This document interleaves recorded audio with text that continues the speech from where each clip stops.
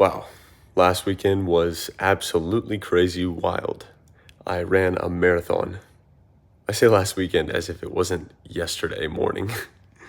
I ran a marathon in Louisiana, New Orleans, in July, so super humid, 80 degrees at midnight, 80% humidity. But I ran this marathon at midnight in Louisiana in those summer conditions, and it was 13 laps around a 2 mile track in a park. Yeah, so this one of the most absurd marathons I've run this year for the 50 States Marathon Challenge this past weekend, yesterday in New Orleans. And it pushed my limits a little bit further because I was fighting through the tiredness on top of the, physical exhaustion. It was mentally exhausting. It was alone at, dark. I did it without music, so I was just running laps around this park, no music. I raw dogged a marathon. My Achilles started hurting around mile 18, so I had to stop for 30 minutes and stretch it out, and I took breaks along the way. It was so sweaty that I downed an entire gallon of water over the course of the marathon. Just absurd. My buddy Davis flew out with me. I bought his plane ticket because I told him, I was like, hey, I can't pay you, but I can pay for a plane ticket. You can come with, and we can have a fun weekend. And it was awesome. It gave me a little bit of insight of like, this is what the vision looks like, is that we go out, we have fun, film videos, and we come back and we spend a weekend, in the near future. This is what it would look like. Eventually it'd be a whole year, a whole month of traveling. But for the near future, it's just, we go out real quick, have a fun trip, and come back home. Right now, the next step of this is like, well, imagine all of that footage, because, I was sleeping most of the day just because I was exhausted from, running from midnight to 5:30 in the morning. It was a very slow marathon. But then on top of that, traveling through the airport all day, seeing a little bit of New Orleans, while we were there, nothing got edited the whole day. So imagine, on top of having someone come out there and film with me, which is awesome, a lot of fun. Imagine I'm able to send all that footage immediately over to an editor. It gets edited and posted without me having to do any of the post work. It'd be absolutely incredible. So I got to taste a little bit of that vision today, and I know what I'm working towards now. There's so many things that are pushing me forward to continue, being able to do the marathon challenge. That's the main thing, is that I have $0 basically every single week at this point. So going out every single week to window wash, for example, tomorrow morning when I go out and knock on doors and see, who needs their windows cleaned. I have all the motivation in the world to stop at nothing to be able to pay for these marathons, because I'm literally out of money and I'm halfway through the year, halfway through the marathons. I'm on the cusp of getting sponsors, and I just had my second super viral video. I mean, maybe third, but I would say like second realistic, not just like meme video, but like a real well-edited 1.5 minute long video from the Montana Marathon, which was, I don't know if I made a video about that or not, but basically I slept in a porta potty and outside of the start line of the marathon last weekend, so a week ago yesterday, 8 days ago, up in Missoula, Montana, because the flight to get up there was $800. So, and there was no Airbnbs left, and all the hotels were like $400 a night. So I just decided, instead of booking a car for $250, save the money and sleep outside, because it makes for a better story. But anyways, that video did really well, and lots of changes going on in my life, switching over sleep schedules and work ethic and worldviews are changing, and I don't know, just a lot of things.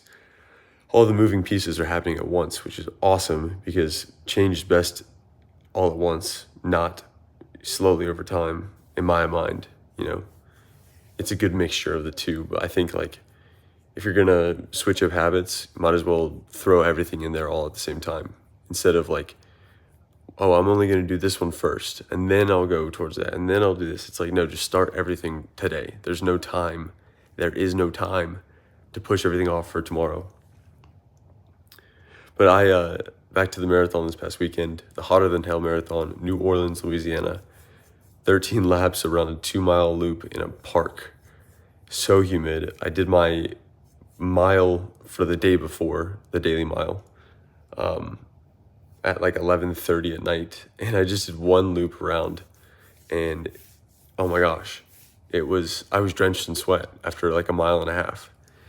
So immediately I was preparing myself for like, a very hot, disgusting marathon, and it was exactly that. First lap of the real marathon, I was already drenched, threw the shirt on the ground.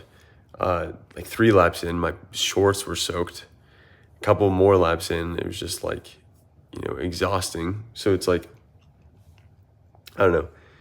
On top of it being late at night, the heat kind of broke me down. And by the time I got to like 4 laps in, I started off at like an 8:30 pace. I was trying to go for like a 3:40, right? But around 3 to 4 laps in, it started really slowing down. And then like mile 12 to 15, that's when I was like, basically dying at that point. Mile 17 came, and Davis and I actually walked a loop around the park, and that was very slow. And my Achilles was hurting so bad. I threw that up on the chair and took like a 10-minute nap, and it really revitalized me. And it was so cool because at the start of the marathon, I had someone recognize me from the videos, which is so encouraging. And at the end of the marathon, I had someone recognize me and ask to take a photo, which is awesome. It's absolutely incredible. So just from this past weekend, another reminder that I know I'm capable of so much more, that it was a great test run for the ultra marathon this coming weekend up in Boston, running through the evening, starting at lunchtime and running till lunch the next day. It's a good reminder of I need to spend more time working out the pain in my Achilles. This right leg has a lot of problems because I had surgery on my knee twice and didn't use it for a long time, so it's underdeveloped compared to the left leg. So that's a reminder just to, if you don't work through the difficulties, the challenges, the problems that exist in your life, they will come back to haunt you, So you want to be able to work through them. That way you have the full confidence. I've done all the work necessary to be ready to take on this challenge 100%. Right now, I'm 100% there mentally, but physically, I can't show up every single week if my Achilles is hurting mile 18 every single race, So lots of work to do there. Another encouraging thing would be that the videos that I'm making are actually reaching people, real people, not just like internet people that don't really exist.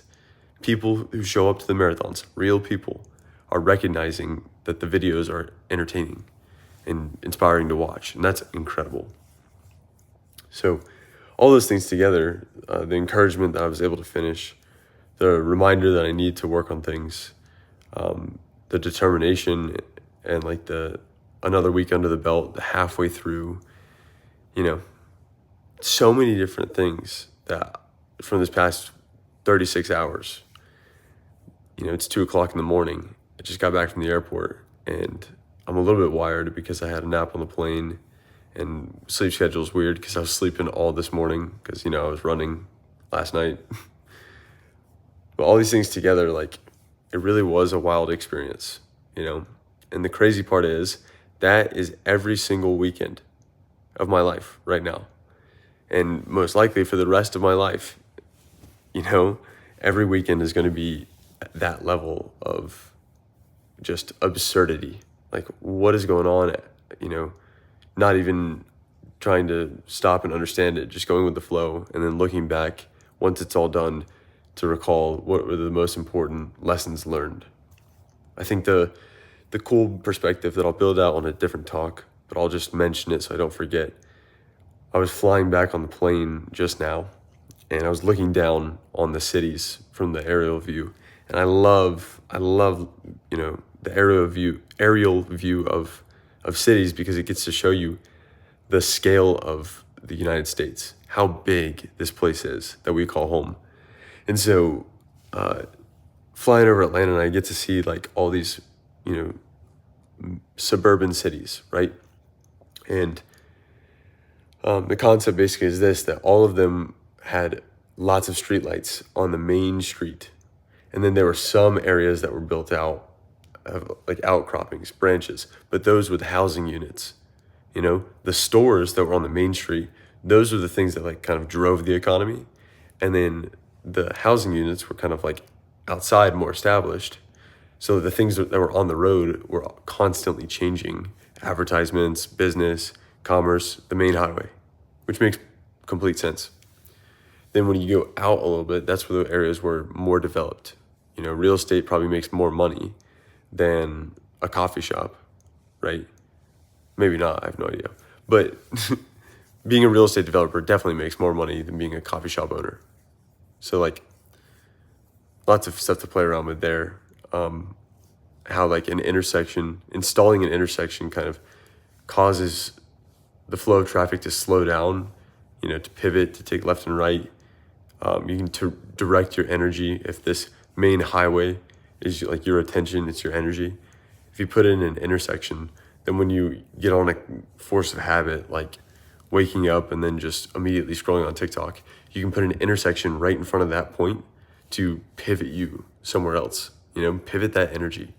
If you are the one who's directing it, that traffic through your head, you're able to do so much more. So designing your life, your mental map, like a city. So that was a pretty cool thing as well to learn. I don't know, just a lot of stuff in life in general as well. So I can't really talk through it all right now. It's probably not the best that I'm flashing this light in my face at 2:00 in the morning. I'm going to go to sleep. But marathon number 24 of the 50 States Marathon Challenge. It's exciting stuff. And I know that we are so close to cracking the code. Sponsors, hook, viral video, consistent content, Instagram, TikTok, YouTube, photos, stories, collaborations, meetups, podcast episodes, diversifying my media portfolio. It's all there. And I want it so bad, but it's not enough to want it. Everyone wants it. I'm the one who's going to go out there and actually do it. I'm going to take the time. I want it bad, and I have the, patience to stay on the path for a long enough time to be the one that actually achieves the dream. So what's your dream? Pursue it to no end. Because if it's just a race against everyone else, whoever stays in the game the longest wins. So as long as you set up your life so that you can put the most amount of time and stay in the game the longest, it's inevitable that you will win. And that's how you want to set your life up, so that you inevitably achieve the success that you feel you are destined for. Manifest destiny. Why not us?